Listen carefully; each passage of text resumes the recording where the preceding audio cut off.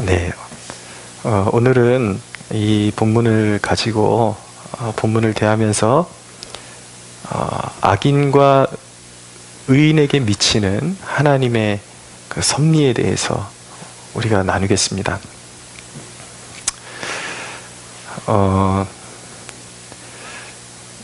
얼마 전에 우리 아이하고 같이 목욕탕을 간 적이 있습니다. 근데 이제 아이가 제법 커가지고 엄마 쪽으로는 못 간대요. 그래서 제가 데리고 들어가게 되었는데, 제 과제는 머리를 제가 감겨줘야 되는 그런 과제가 있었습니다. 그래서 제가 아이에게 일로 오라고 아빠랑 머리 감자고 그랬더니 아빠가 이렇게, 엄마가 이렇게 해주더라는 거예요. 이렇게 해달라고. 그래서 제가 그렇게 안아줬더니 온몸에 힘을 꽉 주고, 아빠 눈에 물 들어가면 안 돼요. 그래서 막 발발발발 떨고 있는 거예요. 근데 요번 연말에 우리 한결이도 그 말씀 카드를 뽑았거든요.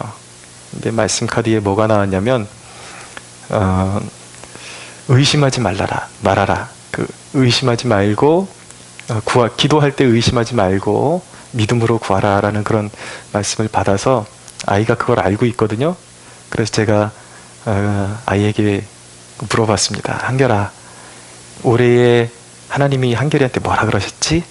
그랬더니 의심하지 말라 그러셨어요. 그렇지. 그러면 하나님도 의심하지 말아야 되지만 아빠도 의심하지 마.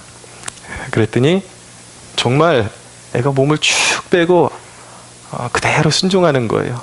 그래서 몸이 편안해지면서 그래서 머리를 잘 감길 수가 있었습니다. 우리 인생 가운데 하나님을 신뢰하는 것이 그만큼 중요하다라는 것이죠. 그러니까 하나님이 일하시는데 우리가 믿지 못하면 하나님의 일을 늘 이렇게 거스를 수밖에 없는 것입니다. 우리가 하나님을 온전히 믿고 신뢰할 수 있는 이유가 무엇입니까? 하나님께서 만물을 통치하시고 다스리시고 하나님의 자녀들을 위해서 일하시기 때문입니다. 할렐루야. 하나님의 섭리는요, 첫째로 하나님의 자녀들을 수렁에서 건지십니다. 오늘 본문에 보면 이 아하수에로 왕이 그날따라 잠이 오지를 않았습니다. 이상했어요. 딴 때랑 좀 다르게 그동안 그 바사 왕국의 역사를 기록한 역사책을 좀 들여다보고 싶었어요. 그래서 신하를 시켜서 역대 일기를 가져와서 좀 읽어봐라.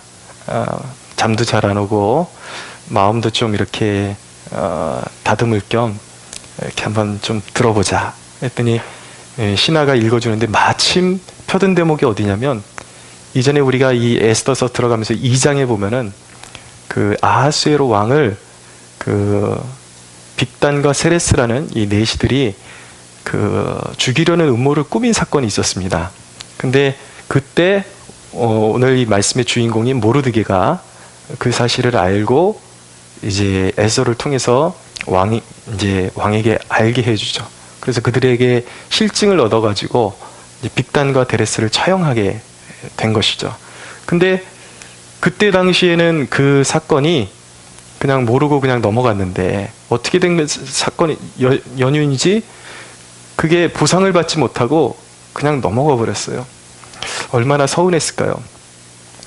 근데 시간이 한참 흘러가지고 마침 오늘 왕이 잠이 오지 않을 때에 그 역대일기를 펴서 읽는데, 그때 모르드게가 자기의 목숨을 살려줬던 거, 그 은혜를 입었던 거, 그것을 이제 알게 된 것입니다.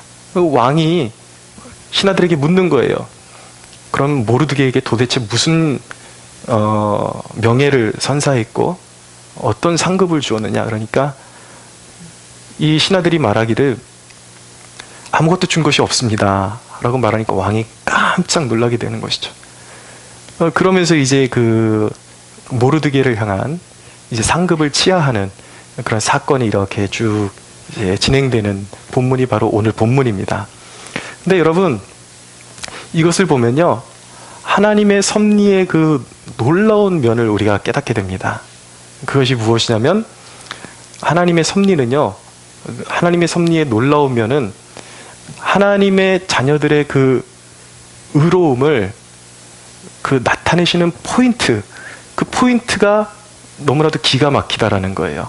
그러니까 하나님의 자녀들이 하나님의 영광을 위해서 좋은 일을 하고 하나님을 위해서 열심히 그런 선한 일들을 하는데, 그런데 하나님께서 당장에 그것에 어떤 포상을 주시는 것이 아니라 때로는 아무 그런 보상도 없이 어느 기간을 지나게 하시다가 반드시 하나님의 백성들이 하나님의 영광을 위해서 했던 그런 좋은 일들을 열매 맺게 하시는 포인트가 있다라는 것이죠. 근데 이 모르드게가 바로 그런 의로운 행위를 했던 그것이 열매 맺게 된 지금 포인트가 너무나도 놀랍다라는 거예요. 하나님은 그것을 그 당시에 만약에 왕의 상급을 받았더라면 그것으로 끝나는 것이었습니다. 그런데 이 유다 민족이 멸망하게 된 이 위기 가운데 하나님의 구원 역사가 이제 오픈되고, 이제 하나님이 감추어 놓으셨던 그분의 계획, 자기 백성들을 향하신 구원의 계획이 열리는 그 순간에 바로 모르드게가 이전에 그 왕의 목숨을 구해줬던 의로운 행위가 열매 맺도록, 바로 아주 기가 막힌 타이밍에 그 상을 받도록 그렇게 하나님이 역사하셨다라는 것입니다. 하나님의 포인트는 정확하다. 상을 주시는 포인트는 정확하다. 여러분, 이런 이야기는 성경에 참 많이 나옵니다. 그 요셉도요, 오랜 세월 동안 감옥에 갇혀 있었습니다. 근데 여러분들 아시는 분들은 아시겠지만 요셉이 술 맡은 관원장, 떡 맡은 관원장, 꿈을 해석해 주면서 이 요셉이 꿈을 해석해 준 대로 떡 맡은 관원장은 사형을 당해서 죽고, 이 술 맡은 관원장은 다시 애굽의 파라오를 섬길 수 있는 관직이 복귀되게 되죠. 그러니까 요셉이 그 꿈을 해석해 주고 이 술 맡은 관원장이 이제 석방돼서 나가라 그럴 때 이때가 기회다. 그래서 이 술 맡은 관원장에게 당신이 왕에게 나아가면 나는 감옥에 갇힐 만한 그런 나쁜 짓을 한 사람이 아니라고, 이 억울함을 좀 알게 해줘서 나를 감옥에서 꺼내달라고 널 아주 기대하는 마음을 가지고 술 맡은 관원장에게 자기를 좀 풀어달라고 기대하는 마음으로 이야기를 했었어요. 그런데 요셉은 그 당시에 풀려날 것으로 기대를 했습니다.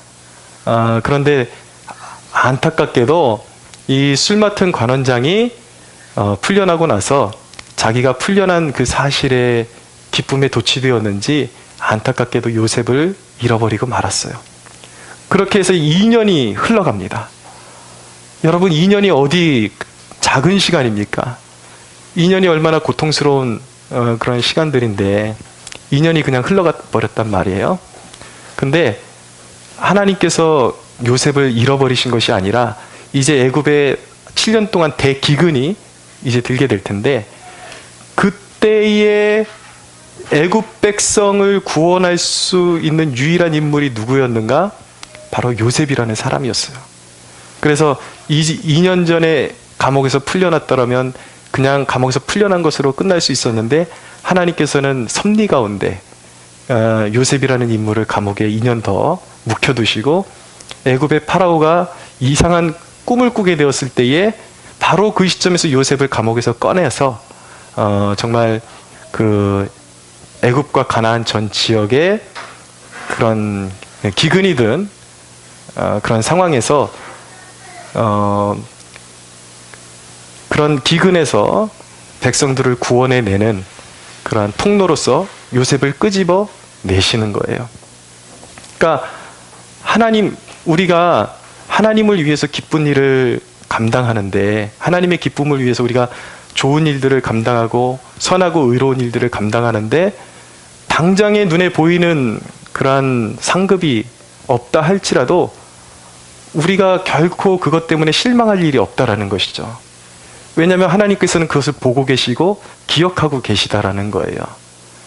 그래서 우리가 그런 선을 행할 때에 누군가가 그런 것을 몰라준다고 해서 왜 아무도 몰라주는 거야?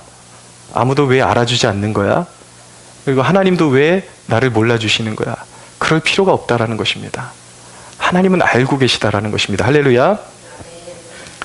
그래서 오히려 그 하나님께서 하나님의 자녀들에게 선한 일을 행할 때, 의로운 일을 행할 때에 어떻게 하라고 말씀하고 계시냐면 마태복음 6장 1절부터 잠시 읽어드립니다. 사람에게 보이려고 그들 앞에서 너희 의의를 행하지 않도록 주의하라. 그리하지 아니하면 하늘에 계신 너희 아버지께 상을 받지 못하느니라. 그러므로 구제할 때에 외식하는 자가 사람에게서 영광을 받으려고 회당과 거리에서 하는 것 같이 너희 앞에 나팔을 불지 말라. 진실로 너희에게 이르노니 그들은 자기 상을 이미 받았느니라. 너희는 구제할 때 오른손이 하는 것을 왼손이 모르게 하여 내 구제함을 은밀하게 하라. 은밀한 중에 보시는 너희의 아버지께서 갚으시리라. 분명히 우리가 하나님의 영광을 위해서 행하는 그 모든 것들을 사람은 몰라도 은밀한 중에 행하는 것을 간파하시는 하나님께서 그것을 알고 계시다라는 것입니다. 말씀 한 구절 더 읽어드릴게요. 갈라디아서에 있는 말씀인데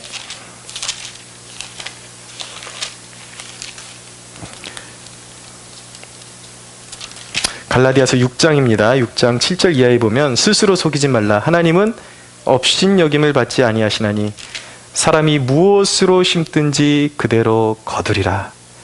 자기의 육체를 위하여 심는 자는 육체로부터 썩어질 것을 거두고 성령을 위하여 심는 자는 성령으로부터 영생을 거두리라. 우리가 선을 행하되 낙심하지 말지니 포기하지 아니하면 때가 이름에 거두리라. 할렐루야. 네, 때가 이르면 거둔다. 지금 오늘 말씀, 이 모르드게의 선행을 치하하시는 하나님의 그 놀라운 그 포인트를 보십시오. 하나님의 영광을 위해서 애쓰고 힘든 그 일을 감당했던 그 모든 노력들이 결코 헛되지 않다라는 거예요. 우리가 생각하는 것보다 참고 기다리면 하나님은 단순히 우리가 잘한 것을 칭찬하시는 것보다 그것을 통해서 더 놀라운 열매를 맺게 하시고 더 좋은 것들로 우리에게 돌려주신다라는 것을 알게 되는 것입니다. 놀라운 것은 무엇이냐면 그것을 통해서 하나님은 하나님의 백성들에게 반드시 지금 당장 어떤 그런 좋아 보이는 일이 없고 왜 이렇게 내가 하나님을 위해서 열심히 살고 헌신하는데도 불구하고 내 삶이 이렇게 힘들고 곤고하냐 라고 그렇게 물을 수 있겠지만 하나님은 반드시 그것을 기억해 두셨다가 우리 인생의 곤고한 날에 그것을 기억하시고 하나님의 때가 이르면 하나님께서 이 터닝 포인트, 그러니까 갑자기 확 그것을 통해서 살아나게 하시고 구원의 역사를 일으키시는 때가 있다. 아멘. 할렐루야. 네. 반드시 하나님께서 우리를 섭리 중에 하나님의 백성들을 수렁에서 건지신다라는 것을 알게 되는 것입니다. 그러므로 여러분 낙심하지 마십시오. 누군가 알아주지 않는다고 할지라도 보상해주지 않는다고 할지라도 사람을 의식하지 말고 때로는 하나님의 일을 감당할 때 오히려 사람들한테 욕먹을 때도 있어요. 그럴 때 좌절하지 말라는 것이죠. 내가 내 마음에 떳떳하면 되는 거예요. 내 양심에. 분명히 하나님의 영광을 위한 일이었다라는 것을 여러분들이 고백할 수 있다면 하나님께서 반드시 잊지 아니하시고 여러분들의 그 모든 하나님의 영광을 위한 일들에 선한 것들로 보답해 주신다라는 것을 기억할 수가 있어야 하는 것입니다. 그러면 악인에게는 이 하나님의 섭리가 어떻게 작용하는가? 악인에게는 하나님의 섭리가 대적하시는 것입니다. 악인의 길을 하나님이 대적하세요. 자, 상당히 대조적이라는 것을 알아야 됩니다. 그러니까 하나님의 자녀들에게는 모든 상황을 합력하셔서 그들을 수렁에서 건지시는데 하나님의 섭리가 역사하게끔 하신단 말이에요. 근데 악인에게는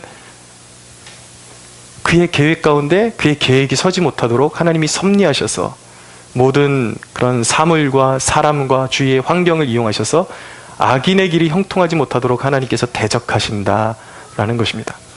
여러분 이거 굉장히 무서운 것입니다. 사람이 아니라 하나님이 대적하는데 이길 자가 누가 있겠습니까? 여러분, 오늘 이 말씀에 보면은 이제 왕이 그 모르드게를 이제 이렇게 상을 주기로 결단합니다. 근데 여러분, 이 대목을 통해서 하나님께서 악인을 어떻게 다루시는지 그것을 알게 되는데, 먼저 보면 여러분, 악인이 하나님의 진노하시는 손길에서 빠져나오려면 유일한 방법은 무엇이냐면 그의 행위를 회개하는 거예요. 새로운 마음을 가지고 하나님을 섬기고 그 죄악 가운데서 빠져나와야 되는데, 근데 대개 악인들은 자기의 죄를 회개하지 않습니다. 그러니까 하나님의 그 심판 가운데로 빠져들어가게 되는 것이죠. 여러분, 악인이 자기가 잘못하는 것을 깨달을 수 있다라면 얼마나 좋을까요? 깨달을 수 있다라면 그 미련한 길로 결코 걸어가지 않을 거예요. 근데 왜 악인들이 그렇게 자기의 길로 고집하다가 결국 멸망의 길로 가게 되는가? 악인이 깨닫지 못하는 이유는 그의 마음이 교만하기 때문이에요. 교만하면 하나님의 뜻을 이해할 수 없습니다. 교만하면 자기의 영혼의 상태를 올바르게 진단을 할 수가 없어요. 보십시오. 오늘 말씀해 보면 6절을 보십시오. 자, 지금 상황이 어떻게 되는 거냐면 왕이 이제 신하에게,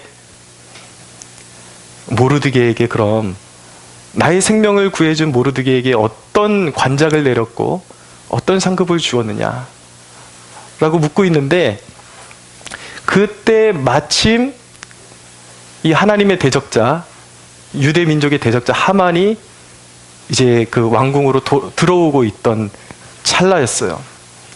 그 찰나에 이제 하만이 왔다라는 소식을 듣고 왕이, 그럼 하만을 불러라.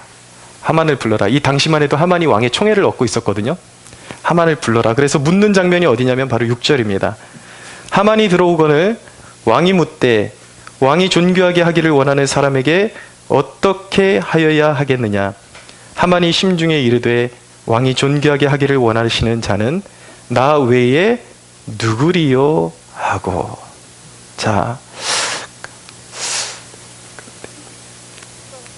왕이 이렇게 나에게 좋은 일을 행한 사람에게 어떤 상을 내려야 되겠냐 그러니까 이 하만이 김칫국부터 마시고 있는 거예요. 왕이 상을 줄 사람은 나밖에 누가 있으랴. 지금 자기에게 사망의 그림자가 들이우고 있다는 사실을 이 미련한 하만은 깨닫지 못하고 있는 것입니다. 교만이라는 것이 바로 이거예요. 교만은 우리의 영을 아둔하게 만들어서 하나님의 뜻을 행하지 못하게 하는 것입니다. 인간이 이 자기중심이라는 거 있잖아요. 이게 굉장히 무서운 것입니다. 왜냐하면 죄를 깨달으려면, 하나님 앞에 심판을 받지 않고 살아나려면 어떻게 되는가? 기준이 내가 기준이 되면 안 되고 하나님이 기준이 돼야 되는 거예요. 그러면은 내가 죄인인 것이 보이게 되거든요. 근데 악인은 죄가 보이지를 않아요. 왜냐하면 내가 중심이니까 스스로 말하기를 자기가 늘 의롭다고 생각을 하는 거예요. 이만하면 잘하고 있어, 잘 살고 있어, 완벽해. 스스로를 늘 격려하는 것이죠. 그래서 잠언 12장에 보면은 미련한 자는 자기를 항상 바르다 하거니와 지혜로운 자는 권면을 듣느니라 라고 말씀하고 있는 것입니다. 교만한 마음은 자기의 영적인 상태를 가려버리는 거예요. 그래서 은혜를 입지 못하게 되는 것입니다. 그래서 자기중심적인 사람은요, 항상 헛된 자부심 가운데 살게 돼요. 내가 바른 상태에 있다라고 생각하게 되는 것이죠. 그러니까 말씀이 선포되면은 내 죄를 깨닫고 돌이켜야 되는데, 말씀이 선포되면은 나는 늘 완전해. 자기만족. 그리고 누가 생각나요? 아무개 집사 예, 암흑의 저기 동네에 사는 뭐 암흑의 권사 이런 사람들이 생각나면서 그 사람들이 말씀을 깨닫고 회개해야 되는데, 근데 그 사람들도 잘못하는 게 맞을 수 있는데 문제는 뭐냐면 자기 자신이라는 거예요.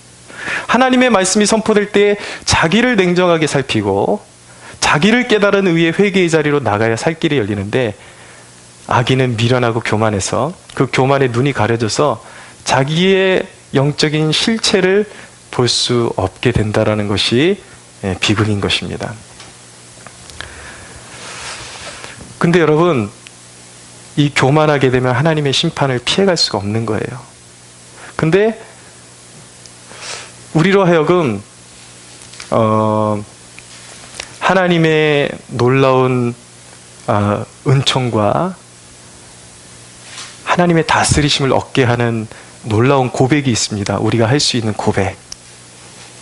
그것이 무엇인지 말씀드릴게요. 하나님은 어떤 자에게 은혜를 부어주시는가? 이 복음서를 읽다 보면 이 수로보니게 여인이 나옵니다. 이 여인의 고충이 뭐냐면 이방 여인이었어요. 이방 여인에다가 귀신 들린 딸을 두고 있었습니다. 이 여인이 주님께 와가지고 예수님이 오셨다라는 소식을 듣고 예수님께 찾아와가지고 이 여인이 던진 첫 마디가 무엇인지 아십니까? 그것이 무엇이냐면, 주여 내게 자비를 베푸소서, 자비를 베푸소서. 그것이 첫 마디였어요. 여러분, 자비를 베풀어 달라는 말은 무엇인지 아십니까? 내가 죄인임을 깨닫고 있다라는 거예요. 주님의 긍휼과 돌보심과 자비가 없으면 나와 내 가정은 버려진 가정입니다. 주님, 내게 주님께 선한 것이 없지만 주님의 은혜를 입기 원합니다. 나를 돌보아 주시옵소서. 이 고백이 바로 자비를 베풀어 주옵소서. 할렐루야. 주님은 그 고백을 너무 좋아하세요. 근데 이 여인에게 주님이 처음부터 응답하신 것이 아니라 이 여인의 마음을 떠보시죠. 얼마나 마음이 낮아져 있는지. 그러니까 자녀에게 줄 떡을 개들에게 줄 것이 없다 라고 이렇게 모욕을 주시는 거예요. 이 여인에게. 이 이방인들은 그 유대인들에게 기준으로 봤을 때 개들처럼 여겨졌거든요. 거룩하지 못한 백성들. 이방 여인이 예수님에게 와가지고 은혜를 구하니까 예수님이 모욕을 주시는 거죠. 내 자녀들에게 줄 떡을 떼어서 개들에게 줄 것이 없다. 그러니까 이 여인이 뭐라 그래요? 주여, 주님의 말씀이 옳습니다. 그러나 개들도 제 주인의 상에서 떨어지는 떡 부스러기를 받아 먹습니다. 이 얘기는 뭐예요? 주님, 내가 살 수만 있다면 나는 그렇게 높은 사람이 아닙니다. 괜찮은 사람이 아닙니다. 나는 죄인입니다. 주님, 내가 소원하는 것은 주님의 자녀들이 먹는 떡 한 덩이 그 정도가 아니라도 괜찮습니다. 개들에게 버려지는 부스러기 같은 은혜라도 줬사오니 내게 그 은혜를 부어주옵소서라고 이 여인이 고백했을 때에 예수님께서 뭐라고 말씀하셨는지 아십니까? 예수님께서 말씀하시는 거예요. 여인아, 내 믿음이 크도다. 할렐루야. 네, 내 믿음이 크도다. 주님이 말씀하시니까 이 가정이 구원을 받고, 그 딸이 귀신 들렸었는데 집에 가보니까 귀신이 깨끗이 나가고 온전한 정신으로 세워지고 구원의 역사가 일어나게 된 것입니다. 할렐루야. 네. 이 겸손함의, 이 교만과 겸손함의 이게 차이인 거예요. 자기중심적인 사람은 결코 주님의 은혜를 얻지 못해요. 왜냐하면 자기가 부족한 걸 모르니까, 어디가 부족한지를 모르고 늘 자기를 정당화시키니까 은혜가 임하지를 않아요. 주님의 은혜는 낮고 낮은 심령, 갈급한 심령에 임하는 것입니다. 믿으십시오. 그러니까 여러분, 겸손한 마음을 가지셔야 돼요. 늘 자기를 살피는 마음. 또 한 가지 깨닫게 되는 것은 무엇이냐면, 악인이 자기가 받기를 바라는 축복은 반드시 의인에게로 돌아가게 되어 있다라는 것입니다. 여러분, 오늘 말씀 7절부터 보십시오. 7절부터 제가 읽겠습니다. 10절까지. 왕께 아뢰되 왕께서 사람을 존귀하게 하시려면 왕께서 입으시는 왕복과 왕께서 타시는 말과 머리에 쓰시는 왕관을 가져다가 그 왕복과 말을 왕의 신하 중 가장 존귀한 자의 손에 맡겨서 왕이 존귀하게 하시기를 원하는 사람에게 옷을 입히시고 말을 태워서 성중 거리로 다니며 그 앞에서 반포하여 이르기를 왕이 존귀하게 하시기를 원하는 사람에게는 이같이 할 것이라 하게 하소서 하니라. 이에 왕이 하만에게 이르되 너는 내 말대로 속히 왕복과 말을 가져다가 대궐 문에 앉은 유다 사람 모르드게에게 행하되 물은 내가 말한 것에서 조금도 빠짐이 없이 하라. 하만은 왕이 내가 존귀하게 여기는 사람을 어떻게 상을 줬으면 좋겠냐 그랬을 때 자기에게 그 상급을 줄 줄로 기대하고 있었어요. 이 악인이. 근데 왕이 갑자기 네가 아니라 저 모르드게에게 그 하만이 원했던 것이 무엇이냐면 자기가 받고 싶었던 걸 왕에게 얘기했거든요. 왕의 관을 씌워주시고 왕의 옷을 입혀주시고 왕의 수레에 태워서 온 성읍을 이 병사들이 억어하게 만들고 존귀하다고 이렇게 소리치게 만드소서라고 그랬는데 그게 자기 건 줄 알았어요.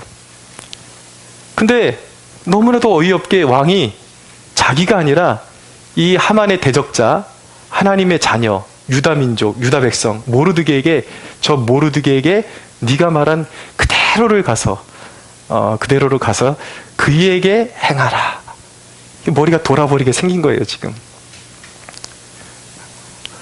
여러분, 성경을 보면요, 하나님께서는 어떻게 역사하시는가? 악인이 모아놓은 재물을, 악인이 자기가 평생 동안에 즐겁게 먹고 살기 위해서 벌어놓은 그 모든 재물을 악인이 쓰지 못하게 하시고 의인에게로 다 돌리신다라고 그렇게 말씀하십니다. 여러분, 악인들은요, 영광스러운 것을 구할 때 하나님의 영광을 위해서 구하는 것이 아니라 자기의 영광과 그리고 하나님을 대적하고 자기의 욕심을 채우고 하나님의 백성들을 대적하는 일에 그리고 자기의 권세를 부리기 위해서 존귀와 영광을 구합니다. 근데 하나님은 그것을 악인의 손에서 뺏어다가 누구에게 입혀주시는가? 자기를 경외하는 가장 낮은 백성들에게 그 영광을 입혀주시는 거예요. 할렐루야. 네. 우리 김미수 성도님 올해 받은 말씀이 온유한 자가 땅을 차지하리라는 말씀 받으셨는데 바로 이 대목이에요. 온유한 자. 내 공로가 아니라 하나님을 경외하는 것 그 하나만으로 낮고 낮은 자에게 악인의 분깃을 뺏어다가 낮고 낮은 자에게 그것을 입혀주신다라는 것입니다. 그것이 하나님의 뜻이에요. 그러므로 여러분들이 기억해야 하는 사실이 무엇이냐면 하나님께서 여러분들에게 어떤 형통을 주실 때에 여러분들이 기억해야 하는 것은 무엇이냐면 하나님이 여러분들을 축복하실수록 낮아질 수 있어야 하는 것입니다. 여러분들이 스스로 생각할 때 이건 내가 노력했기 때문에 받는 축복이라고 생각하실 수도 있어요. 내가 기도했기 때문에 받는 축복이라고 그렇게 이야기할 수도 있어요. 그러나 아니에요. 사실은 하나님께서 여러분들이 사랑스럽기 때문에 하나님의 자녀이기 때문에 하나님께 순종하는 백성들이기 때문에 조건 없이 여러분들에게 베푸신 은혜임을 믿어야 하는 것입니다. 근데 거기서 마음을 높이면 안 되는 거예요. 하나님의 은혜의 원리는 바로 이런 것입니다. 신명기 6장에 있는 말씀 제가 읽어드립니다.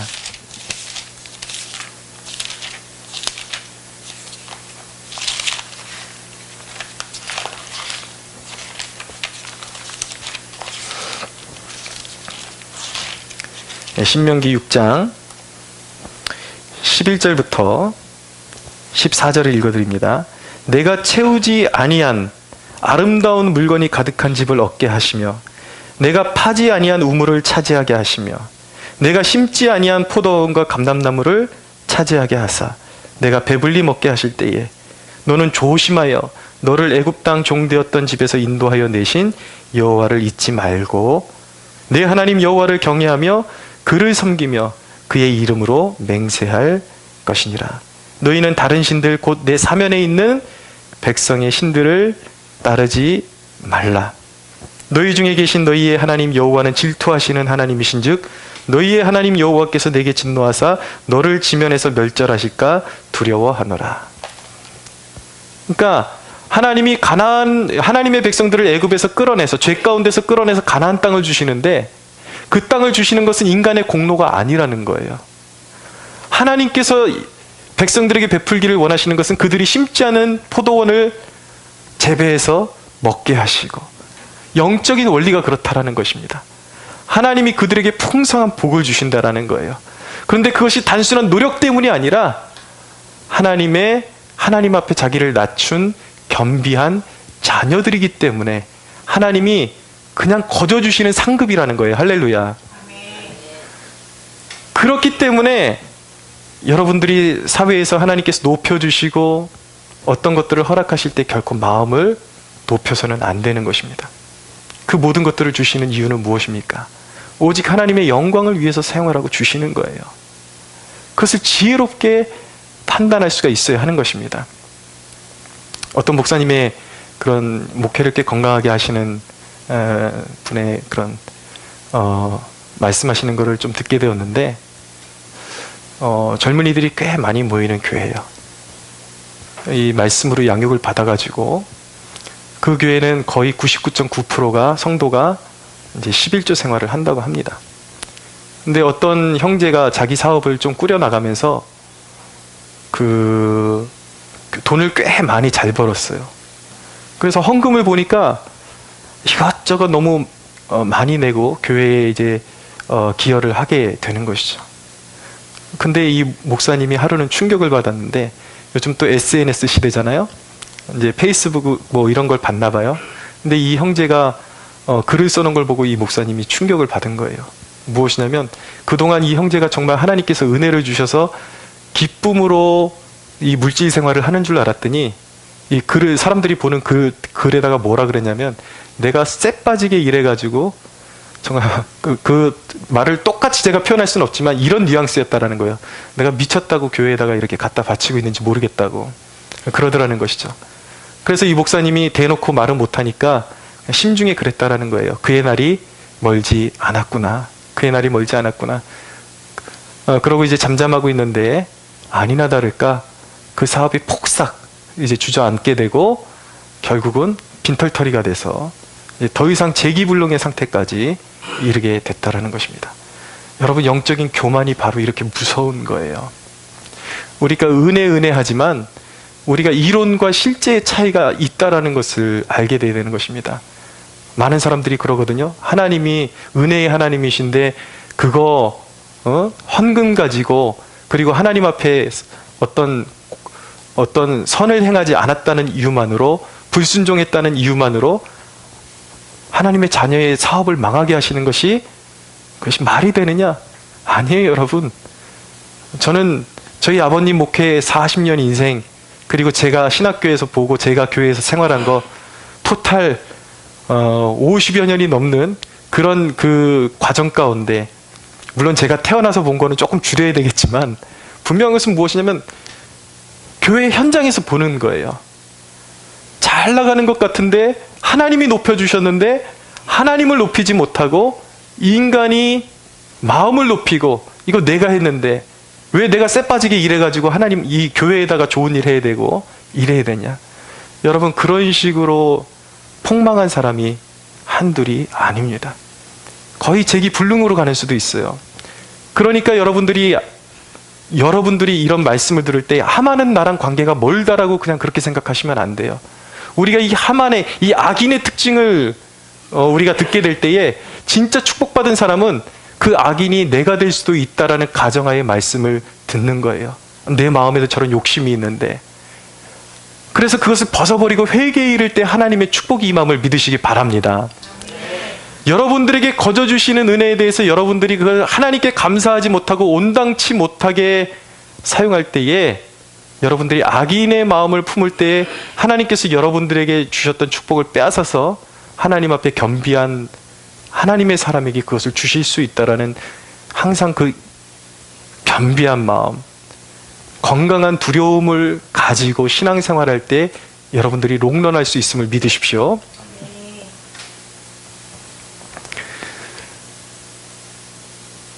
우리가 여기서 또 한 가지 깨닫는 게 있어요.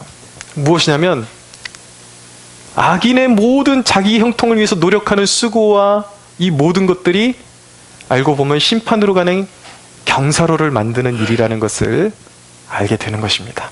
12절을 보세요. 12절, 모르드게는 다시 대궐문으로 돌아오고 하만은 번뇌하여 머리를 싸고 급히 집으로 돌아가서, 여러분, 악인은 반드시 수치를 당하게 되어 있습니다. 13절을 보십시오. 자기가 당한 모든 일을 그의 아내 세레스와 모든 친구에게 말하며 그중 지혜로운 자와 그의 아내 세레스가 이르되, 모르드게가 과연 유다 사람의 후손이면 당신이 그 앞에서 굴욕을 당하기 시작하였으니 능히 그를 이기지 못하고 분명히 그 앞에서 엎드러 지리이다. 아직 말이 그치지 아니하여서 왕의 내시들이 이르러 하만을 데리고 에스더가 베푼 잔치에 빨리 나아가니라. 지금 하나님의 섭리가, 지금 하만은 지금 자기가 그 잔치에 초대받았다고 좋다고 하고 있는데, 하나님의 섭리가 이 하만을 심판으로 아주 급속히 몰아가고 있다는 것을 알게 되는 것입니다. 여러분, 악인들의 착각이 뭔지 아십니까? 자기가 지금 누리고 있는 형통이 영원할 것이라고 생각하지만 그들의 삶의 구조를 보면 아주 재밌는 형태로 되어 있습니다. 그들의 형통이 누가 더 기냐, 조금 짧으냐, 길이의 차이는 있을 수 있겠지만 악인은 반드시 멸망한다 라는 것이 성경의 진리인 것입니다. 그래서 악인의 삶의 구조는 어떻게 되어 있냐면요, 깔때기 구조로 되어 있어요. 이렇게 깔때기 아시죠? 이렇게 돼가지고 구멍이 뻥 뚫려서 결국 밑으로 펑 떨어지면은 이제 사망이에요. 악인의 삶이 그렇다라는 것입니다. 그들이 무언가 하나 이루고 좋다고, 나는 형통했다고, 역시 하나님은 무슨 놈의 하나님이야, 교만하고 악하게 말하고, 내 주먹을 믿지 누굴 믿어, 그렇게 말하지만 그가 성공을 이룬 것이 사실은 위로 상승하고 있는 것이 아니라 영적으로 보면 깔때기 안으로 점점 들어가고 있는 거예요. 100% 모든 악인들은 깔때기 안으로 들어가서 심판을 받게 되어 있는 것입니다. 여러분, 질문하겠습니다. 여러분, 무엇을 위해서 살고 계십니까? 많은 사람들이 하나님 중심으로 살아가려면 바쁘다고 말합니다. 그래서 기도할 시간이 없어요. 그래서 하나님을 찾을 시간이 없어요. 그런데 여러분, 하나님을 제외하고 여러분들의 힘으로 건설한 그 모든 성공이 사실은 지옥으로 가는 경사로를 건설하고 있는 중이라는 것을 아십니까? 심판으로 가는 경사로라는 거예요. 여러분, 구원을 잘 이해하십시오. 죽어서 천국 가는 것만 구원이 아니라 우리에게는 반드시 천국을 향해야 합니다. 할렐루야. 예, 지옥 가는 사람 한 사람도 없게 되기를 축원합니다. 근데 여러분, 이 현실 세계에서 우리가 살아가는 과정도 구원이라고 제가 누누이 말씀드렸어요. 근데 여러분, 하나님을 제외하고 소홀히 여기고 살아가게 되면요, 이 땅에서 우리의 육신의 삶이 심하게 피폐해지고 망가지고 파멸에 이를 수 있다는 사실을, 경각심을 가지고 사셔야 돼요. 여러분들이 하나님 없이 바쁘게 살아가다가 하나하나 탑을 올려가는데 그것이 사실은 탑을 올리는 것이 아니라 심판으로 가는 경사로를 만들고 있는 거라고요. 사실은 여러분들이 성공하는 것이 아니라 미끄러지고 있는 중이라는 것을 깨달으셔야 되는 거예요. 얼마나 무서운 것입니까? 사랑하는 여러분, 무엇을 하든지 하나님 중심으로 살아갈 수 있는 여러분들 되기를 축원합니다. 네, 하나님이 우리의 도움이시다. 하나님이 우리의 능력이시다. 하나님 없이 우리는 살 수 없는 존재예요. 하나님 없이 건설하는 성읍은 다 멸망할 성읍이에요. 하나님 없이 성읍을 건설하지 마십시오. 여러분, 말씀을 맺겠습니다. 오늘 우리가 살고 있는 이 우리 민족의 현 상황을 잘 이해하셔야 돼요. 지금 악인들의 계획은 계속해서 깊어지고 있습니다. 아주 정교하게 깊어지고 있습니다. 여러분, 북한과 연방제 통일이 되면 우린 끝난 거예요. 연방제 통일이 무엇인지 아십니까? 예, 짧게 설명드릴게요. 아주 짧게. 쉽게 얘기하면 남과 북이 경계선은 있는데 같이 정치를 하는 거예요. 의석, 예를 들어서 야당 몇 명, 여당 몇 명 있는 것처럼 북한의 대표 몇 명이 같이 정치에 참여하고 우리나라 대표가 정치 참여하는데, 그렇게 되면은 100% 어떻게 되냐면 이 민족은 적화가 되게 되어 있습니다. 저 광화문에 이순신 장군 대신에 김정일 우상이 서울 한복판에 설 수도 있다라는 것이 사실이에요. 그것이 연방제 통일이에요. 그 말도 안 되는 통일 방안이 지금 누구를 통해서 지금 진행이 되고 있는가? 지금 이 문재인 정부를 통해서 진행되고 있습니다. 이 정부의 가장 핵심 측에 있는 그런 멤버들이 다 젊었을 때 김일성에게 헌신했던 주사파 세력으로 그렇게 이루어져 있습니다. 심각하게 깨어나야 돼요. 악의 세력이, 만약에 이 땅이 연방제가 되고 고려 연방제가 되고 적화되면 교회는 끝인 것입니다.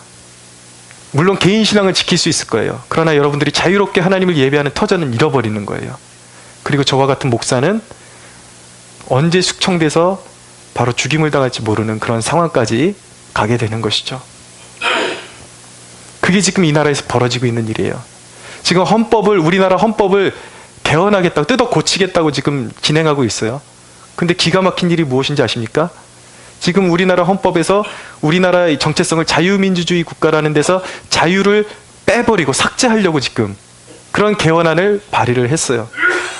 왜 그런 움직임이 일어나는 줄 아십니까? 북한하고 연합할 때 가장 효율적인 연대를 이루기 위한 방법을 간구하기 위해서 이제 자유라는 정체성을 빼버리는 거예요. 이 나라에서. 미묘한 그런 여러분들 그 움직임에 주의하십시오. 매스컴을 보십시오. 갑자기 어느 때보다 북한의 그런 문화들 많이 소개하고 북한이 어느 정도 잘 살만한 나라처럼 소개하고 있는 것, 이게 국민 정서를 다 지금 조장하고 있는 거예요. 연방제 통일로 들어갈 때에 국민들로 하여금 거부하지 않고 북한이 괜찮은 나라인가 보다 라고 믿게 하기, 이 사상이라는 것이 엄청 무서운 거예요. 의식화되는 것. 지하철도 보십시오. 어느 순간 지하철을 타니까 거기에 보면은 이 북한 술 빚기, 그런 문화 강자, 이런 것들이 예전에는 없었는데 어느 순간 보니까 눈에 너무 확 잘 띄게 되는 것이죠. 여러분, 우리나라의 어느 대통령이 지하철 역사의 생일이라고 광고를 해주고 어느 대통령이 태어나신 날, 탄생한 날, 여러분, 이건 나라가 미쳐가고 있는 것입니다. 지금 문재인 정부가 그걸 하고 있다고요. 그리고 그를 추종하는 세력들이 지하철역마다 역들을 빌려가지고 돈을 들여서 그 작업을 하고 있어요. 이건 우상화예요. 정상적인 그런 지금 나라의 위치가 아니에요. 여러분, 이 민족의 소망은 무엇입니까? 이 모르드게와 에스더를 통해서 유다 민족의 그 절대절명의 그 상황에서 구원해 내신 하나님의 섭리, 하나님의 손길이 우리에게 절대적으로 필요한 것입니다. 할렐루야. 여러분, 우리가 살 수 있는 방법은 이미 모든 정치, 경제, 사회, 법조, 언론, 다 그런 어떤 좌경화된, 의식화된 그런 세력들에게로 넘어갔기 때문에 지금은 단순히 인간의 노력으로 안 돼요. 우리에겐 절대자의 개입이 필요합니다. 하나님의 능력이 필요합니다. 그러나 지금 절망할 때가 아니라 하나님을 신뢰하고 우리가 진실된 마음으로 회개하고 하나님 앞에 깊은 기도로 도우심을 구하면 모르드게와 에스더를 통해서 유다 민족을 구원해내신 위대하신 하나님이 우리도 동일한 구원을 우리에게 허락하실 수 있으심을 믿으시기 바랍니다. 그러므로 여러분, 우리가 기도할 때에 그 소망을 가지고 거룩하신 하나님, 이 민족을 불쌍히 여겨주시고 남과 북이 연방제 통일이 아니라 진정으로 자유민주주의의 가치를 가지고 참된 우리 믿음의 선조들이 지키기를 원했던, 그렇게도 원했던 북한을 진정으로 자유화시키고 하나님의 땅으로 섭렵하기를 원했던 그 염원이 이루어져서 남과 북이 진정으로 평화통일을 이루게 해주셔서 이 한반도, 이 우리 민족을 세계 열방의 제사장 나라로 삼아주셔서 열방을 복되게 하고 열방을 주께로 돌이키는 거룩한 백성으로 삼아 주옵소서. 할렐루야. 네, 우리가 그 절박한 마음을 가지고 하나님 앞에 기도의 자리로 나가기를 소원합니다. 우리 하나님께 영광의 박수 올려드리겠습니다.